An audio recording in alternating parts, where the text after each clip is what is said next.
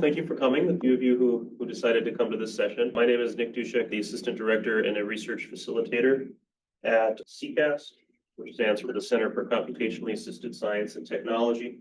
So we are within the division of IT, and we operate, maintain, and support high performance and research computing systems for people whose research involves a significant computational component. So I've kind of divided this into two halves. The first half is going to be generally about CCAST for those of you who may not know what we do or what kinds of services we offer. And then the second half is going to be specifically about what resources we have or what we're doing to support AI related research and a little bit AI related teaching, but maybe different from the types of AI-related teaching that you've heard about kind of so far today. All right, so there's the long name right there, as I mentioned. We usually just say CCAST because that's the easiest way. We're a department within the division of IT. We were actually founded over 20 years ago in 2003 as the Center for High Performance Computing. And the name changed in 2008 to CCAST to kind of reflect a little bit broader mission. So it's not just high performance computing, but there's a lot of different types of advanced computing. So, we have big data computing, we have advanced visualization, we have, AI machine learning, right? So some of this is high performance computing, but it's broader than that. And we have our data center and our main offices in the Research 2 building. Okay, so this is up north of campus by the Fargo Dome. And we have 7 full-time staff. So I forgot to include a staff page, but there's 7 of us. Half of us are in the Quentin Burdick building, and half of us are up in the research and technology part. So what do we do? This is kind of just a brief list. We do still do a fair amount of high performance computing. We assist with data storage and transfer, okay, so for large research data sets. We maintain a library of scientific software that can be used on our resources. And then we do a number of things related to education around campus. So we do training, we do internships, we do customized education for coursework. I'll talk a little bit about those things. And then we also do some consulting, some proposal writing, and even from time to time, a little bit of research. Okay, but that's just kind of in a nutshell, what we do at CCAST. So I'm just going to dive into each of those just very briefly, a few slides here. So, on the high performance computing front, this is going to be mostly about hardware. So depending on, how familiar you are with high performance computing or advanced computing, some of this may be very familiar to you, some of it may be gibberish. But we have the largest academic supercomputing facility in North Dakota. I say academic, right, because there are data centers that are doing Bitcoin mining and private companies, using tons of power and energy. But in terms of academic institutions, we have the largest facility in North Dakota. And this is about 12,000 CPU cores. So if you want to put this in terms of like laptops, it's about 3,000 laptop computers, but in a very small space. 50 terabytes of RAM. We have some GPUs. We have a lot of fast data storage. And one thing to note is, almost all of this equipment is purchased with external money. So for most of this equipment, we've sought out grant programs. We've been awarded funding from the federal government and other agencies. And so this doesn't, come out of NDSU's budget. It doesn't come out of the state taxpayer budget. So that's kind of it's a big plus for NDSU, and NDSU doesn't have to pay for it, so to speak. Okay? Now we do pay for it in terms of keeping the lights on and those sorts of things. But most of our equipment is purchased with external money. And for that reason, most of it is free for all staff, faculty, students in North Dakota. Okay, but mostly NDSU. Specifically on data storage and transfer, for those of you who are up on your orders of magnitude, a petabyte is 1,000 terabytes, is 1,000 gigabytes. So a petabyte is about 1 million gigabytes. And so, at NDSU for research data storage, we have access to over 10 petabytes of research data capacity, right? So this is our 2 petabytes on our HPC system. We have backup systems. And then new within the last couple of years, we have a Windows research archive. So if you have lab machines that use the Windows operating system that multiple students are using, we can now get a shared drive for you and your students or for your lab, and they can have that auto connect to your workstation computer, and then you can share data among your research lab. Okay, so that's another free service through IT and also coordinated by CCAST. And then when you talk about, these really large data sets, moving them around can be a challenge. So we have tools for that. One of these tools is called Globus. But if you have collaborators at other institutions that have terabytes and terabytes of data, and you need to get it to NDSU to be able to work on it, or vice versa. Maybe you have a data set here that you want to share with a collaborator. It can be very challenging. You don't just upload 50 terabytes to Google Drive and then share a link, right? So we can help with those sorts of issues. Scientific software. So this is a big and growing area. We currently have hundreds of scientific software modules on our HPC systems. And then new within the last few years, we have kind of a growing menu of these interactive or graphical applications. So it used to be that if you wanted to use our supercomputing facilities, you had to kind of pull up this text-based terminal. You had to log in and you didn't get any sort of visual output. It was just all text. We still have a lot of people interacting with the system that way, but now some of these more popular apps like RStudio or Jupyter Notebooks for Python, right, we can do those through the web browser so that if users just need a few more resources and maybe not whole supercomputer, right, they can access these tools through their web browser without some of the learning curve of learning to use a supercomputer. And just in November, we hired somebody specifically to help with this area because there's a lot of challenges getting software configured. So Stefan Schwitz, he's not here, but he's one of Dr. Rasselow's students. He is hired on in November as a scientific software specialist. So he's dedicated to helping you get your software workflows running if you have challenges. So that's a great resource that we have. Very briefly, we do a training program every semester, fall, spring, and now summer. This first summer, we did a boot camp. So we've been doing this for about 5 years, and we've trained hundreds of faculty, staff, and students. And we cover a variety of topics. We talk about introduction to HPC, how do you use HPC systems, and then some more domain-specific examples like bioinformatics, running Python and R, materials modeling. So we will be sending out announcements about this soon. But this has been a very popular program, and if you have students or collaborators that want to use the system, but it's a little bit intimidating, I encourage you to sign up for the training or mention it to them because it's free and we run it every semester. We also provide a number of internships. So we do paid and unpaid internships, undergraduate and graduate. And if you're a student or you have students looking to gain experience in this area, it can be a great way for them to gain computational skills and experience and then bring those skills back to your lab. So many times we've had for one semester, a student will come work with us. They'll apply HPC concepts to their own research, and then they'll go back to their lab, and now they can kind of be a resource for the other members of the lab. So in the past 5 years, we've had over 40 student interns come through our internship program, and they do all sorts of different things. So we don't just hire computer science students or software engineers. We hire, all sorts of people from all different domains. Okay. This is kind of a grab bag, but, I mentioned consulting, education, proposals. So if you're writing a grant proposal, right, and maybe you want to mention CCAST, we have a facilities description ready to go. So, no questions asked. We'll just send you a facilities description. We can also do a letter of support, but in that case, we would want to read the proposal and make sure that we can support what you're trying to do. But we frequently provide letters of support as well. And then if you have kind of more intense needs, like maybe you need a computational expert on your grant, we do provide dedicated FTE time, so you can write, you can discuss with us and we can write a CCAST staff member, a quarter FTE or a half FTE into your grant, depending on what your needs are.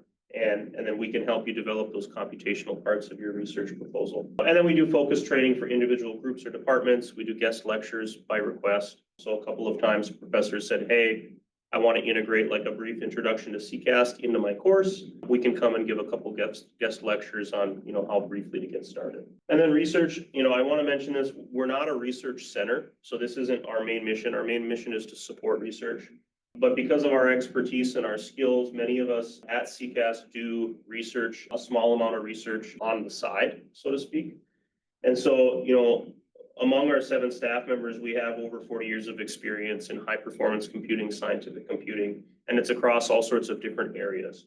So very likely, whatever kind of computational research you're doing, we have somebody who has some expertise in that area from a research perspective.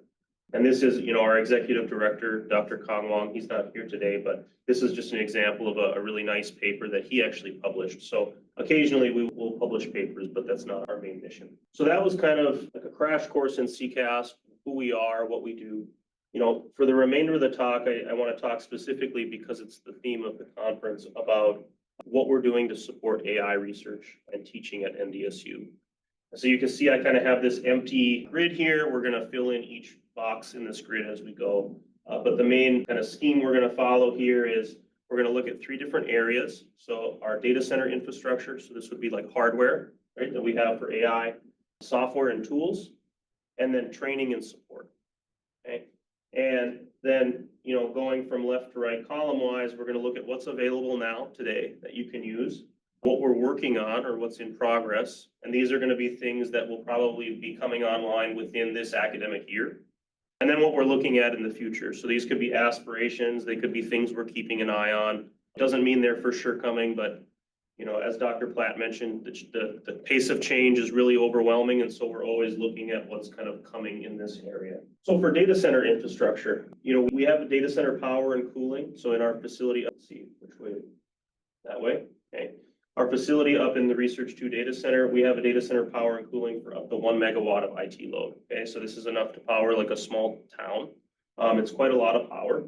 And actually, we're very privileged in terms of other universities. I was at a conference recently, and every university is complaining that they're out of power or they're out of cooling. Okay, we have lots of power and cooling to spare. So we really have a great opportunity there to bring more systems online. In terms of like AI training power, we have 90 of these NVIDIA GPUs. So if you've heard anything about these AI algorithms, what they take to train, it takes a tremendous amount of GPU power. And we don't have enough GPUs to train something like, ChatGPT or Llama, but we have enough to serve the needs of campus for now, okay? And so those are some different models that we have. I also mentioned we have, multiple petabytes of HPC data storage. So when you're training these AI models, you frequently are training them on very large data sets, typically larger than what you can fit on a personal computer. And then high-speed networking. So when you're trying to use all these GPUs at one time, they need to be connected together very quickly. So we have that infrastructure available. In progress, we're working on expanding our data center for a second row of cabinets. So this is going to allow us to install more servers, more GPUs. We're looking specifically right now at procurement of some of the new larger GPU models. So NVIDIA now for a year or so has had the H100s, the H200s, if you follow this sort of hardware talk. So we're going to be procuring some of those probably within the next 6 months.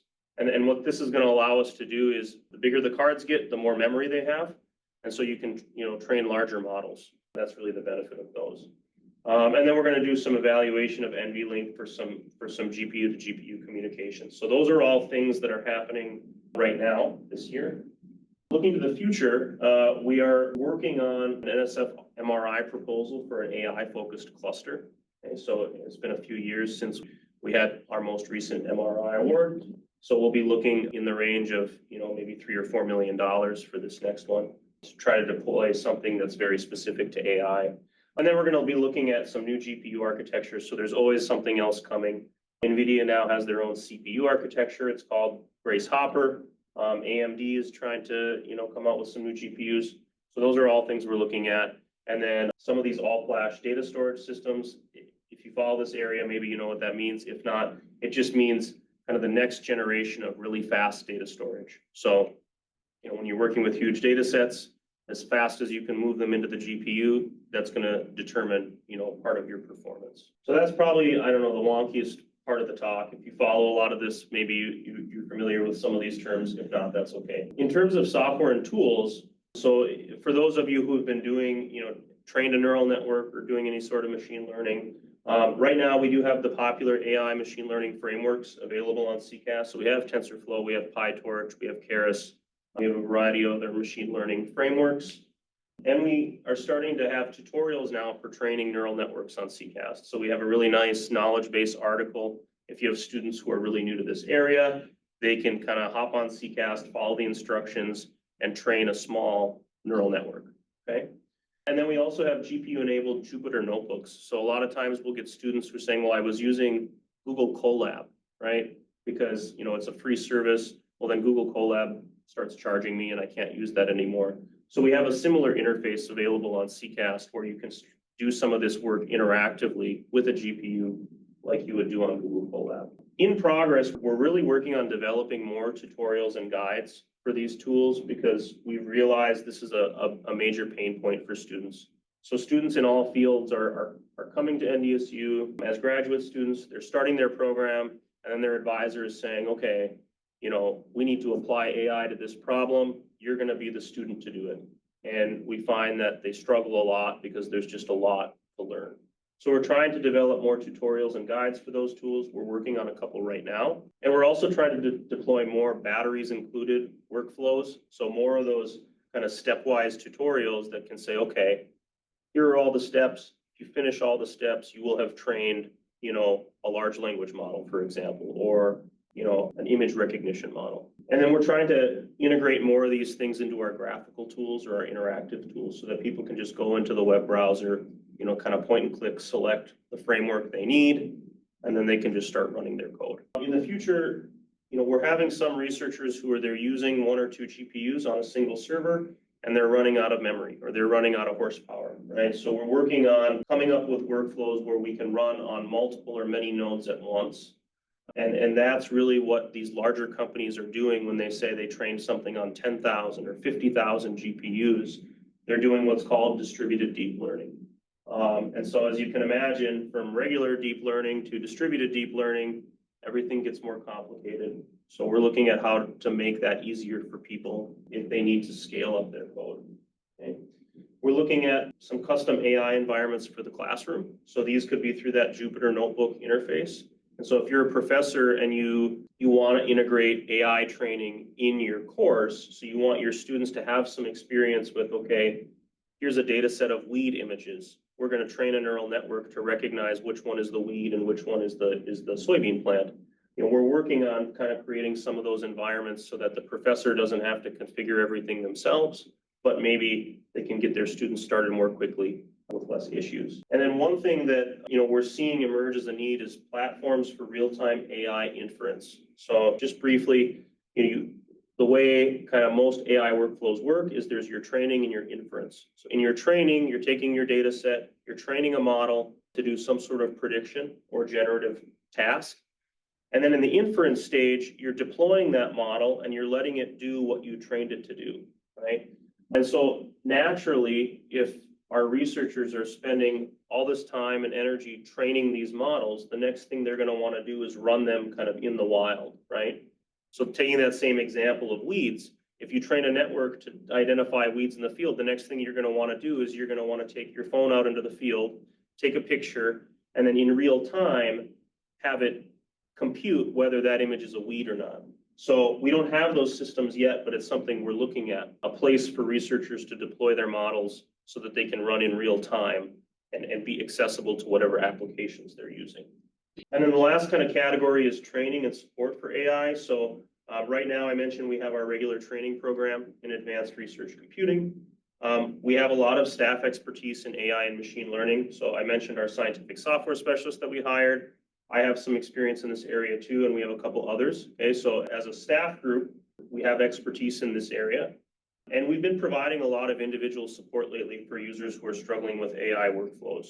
So we get about a dozen support tickets a week, and about a third of those are typically related to people struggling with Python and AI. So it's a lot of support load, but we're trying to provide individual support so that people can get what they need to do their research. What we're working on right now is, in addition to our normal training program, we're kind of thinking about developing some materials for dedicated workshops in applied AI. So no matter what field you're coming from, right, you don't have to be a computer scientist, but we're going to take you from beginner to, okay, how do I download one of these freely available AI models? How do I, which model I want? How do I train it on my own data? And then how do I get answers out of it? So we're going to be looking at doing some dedicated training in that area. We're adding a second research facilitator. So this is kind of a person like me who's going to be supporting users, who's going to be helping develop those scientific workflows. And so she will be coming on in September is the hope. And then we're always hiring more student interns. So if you're a faculty member and you want students to work with us and they want to do things in AI, we can help them with that. In the future, I think we need to start looking at, do we have a need for data science or AI experts, so people who are dedicated to this. So right now, although we have a lot of staff expertise in AI, that's not our primary focus. We deal with issues as they come in. But as more researchers want to be using AI and deploying models and things, we may need dedicated staff to support that. And then, there's a potential to make this, kind of AI training program separate and make it a regular program, separate from the standard HPC training. So depending on how that goes, what the uptake is, that might become its own thing. So Dr. Platt asked for us to include tips in, like quick takeaways from this talk. So I'm kind of thankful for that because it provides a natural way to wrap up the talk. And then it's a hint to you guys that there's only 3 slides left. So the first tip would be, discuss your AI needs with CCAST. So whether you're doing research or training, set up some time to talk with us. We regularly meet with individual faculty members or staff. And, especially if you want to use CCAST in the classroom, let us know because it's a first come, first served system. And so if you're a professor planning to use it in the classroom, we'd hate for you to start your lecture and say, okay, today we're going to use CCAST and then the resources aren't available. Right, so we can make the resources available, but we have to know in advance what you need to do. Participate in our training programs. So as I mentioned, we just finished a summer boot camp. We're going to be redelivering some of that material here in the fall. So keep an eye out. We send those announcements out via departmental mailing lists. We send them via our user list. It goes to a variety of places. But if you're curious or if you have a computational focus in your research, I would really encourage you to participate in our training programs. Especially if you're a PhD student, it's a good thing to start early in your program because then you have your whole PhD program to build those skills rather than if you come at like the 5th year of your PhD and you're like, now I'm analyzing my data and I have to learn HPC and I have to learn AI, then it's a lot more difficult, right? And then last, contact us for help. So if you start using CCAST, you're struggling, you're running into issues, you can't find information. We have a lot of experience in AI, but just in scientific computing in general, okay? And so we have a knowledge base with articles and tutorials. We have our support email. And then, depending on how much help you need, we frequently do Zoom meetings and one-on-one meetings with people. So don't be afraid to ask for help. Don't feel like you have to do it all on your own. Okay. All right. That's going to be it for me. Are there any questions? Oh, I went kind of fast, but yeah. Thanks, pretty nice. Okay, especially came over here to listen about the AI, implementations within the CCAST and how CCAST can help now with all this AI stuff, what's going on. I'm interested in this, how CCAST able to help with AI implementation in the classroom, right? So you just talked about that you can help with setting up all this environment for the classroom. So how it's possible? So I need, for example, some specific environment for the students and which will be available only within the semester, right? How you usually do that or how you going to do that? You're just going to open these individual accounts for them or we're going to have like one common account for all the students, which already has all this pre-installed, specific the software over there, which they will be able just to go there and just, have to start executing the code and nothing else. They don't have to install anything. Right. So it's kind of a mix of the two, so any student who wants to use CCAST will have to have a CCAST account. Still, they have individual. They have to get an individual account, but we can create applications in this web interface that can be tied to certain groups. So you're familiar with this, but for everybody else's benefit. So every faculty member on CCAST is entitled to a project group. This is a shared storage space where, you add your students to this group and then they can access the same storage. They can submit jobs and things, right? So we do the same thing for a class. If you say, I have a class of 20 people, we would create a different group for you. Different group. You would still be the owner of that group. And then you could manage and say, okay, I need these 20 people in this group.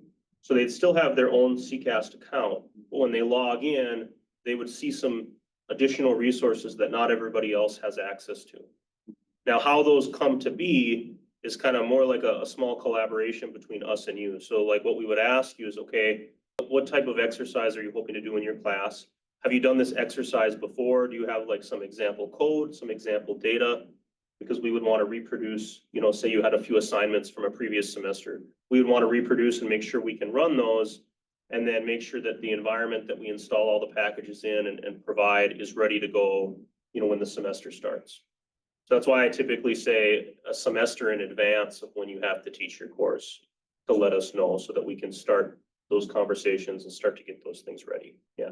But from the user's perspective, the student would just log in and then you would say, click this drop down and click this app, And the data is located here, and then everybody would have access to it. Thanks. Then one more question connected to this. Since, we expect that the student just go within the class to the CCAST to run something, will they be able to run some particular task, interactively? Not waiting and not to be in a queue Right. and get the answer like in a few hours, because we have to get the answer, the result within this 1 hour or two, what we have within the class. Are you going to be able to dedicate like few nodes just for the class, which always will be available during this time? Mhm. So we have a few different tools that we can use in that regard, but we encounter the same thing in our training program. When I have 20 people and I say, okay, everybody go launch this application, So what we do is we do have separate queues for interactive work. We can always create a temporary queue for a class, right? So it may be that for your class, there's only like 6 lab activities the whole semester, right? So the one option would be tell us when those lab activities are, and we can reserve the machines for that time, for that, The other option would be, if you're like, well, I don't know when I'm going to use them, then we would kind of say, okay, we have 3 or 4 classes that all need access to a certain number of nodes. So we'll create a pool of 10, and that should be enough for everybody. So there are a couple different ways that we can do it. Yeah. Any other questions? I think for AI powered research, we usually need a lot of data. So there's I think really like a strong need for the high storage space in the CCAST for each group. So what's the future plan for that? And yeah, so there's a little bit of a history background. We used to, every faculty member got 1 terabyte of data storage. And 10 years ago, that was a lot, and now it's not. So what we do now is we're trying to work on a charge model so that, because we've had several faculty ask, can I just pay for additional storage? And there are accounting barriers that make that difficult. But we're working on getting an accounting mechanism to receive the money. When we do that, then we'll be increasing the default up to 5 terabytes. So what you get for free will be 5 terabytes, and then there'll be like a cost per terabyte after that. For now, the way that we're handling it is everything is free. If you have needs for more storage, we just ask you to provide a justification, and then we'll review it and see if we can accommodate it. But that is from the charging-based perspective. But is there any plan, like just physically, to increase the storage for the CCAST? Sure, I see, yes. So we can increase the storage, but right now we're kind of constrained a little bit by rack space. So that was, if you saw, I said one of the things that we're working on is installing a second row of racks so that we can expand more. So right now I wouldn't say we're stuck, but at that 2 petabyte mark, we're a little bit limited in how much we can grow, but we're hoping to, have more capacity in the next couple of years to be able to add storage. Thank you. Do you have a need for 2 petabytes? Yeah, much more. Because for genomics data, even one replicate, one sample. For example, if we use the WGBS, so one sample is like 100 GB. Yeah. And perhaps I will have maybe 100 samples that will going to be like 10 TB, right? And we still need to do calculations. There are many intermediate files will be generated. So yeah. Are you using CCAST now? yes. Okay. Yeah. All right. Yeah. So I'm always happy to talk with you one-on-one if you want. But yeah. Right. Any other questions? Well, thank you everybody for coming. I'll give everybody 15 minutes back on their schedule. And hope you enjoy the rest of the conference and new semester. So it's an exciting time.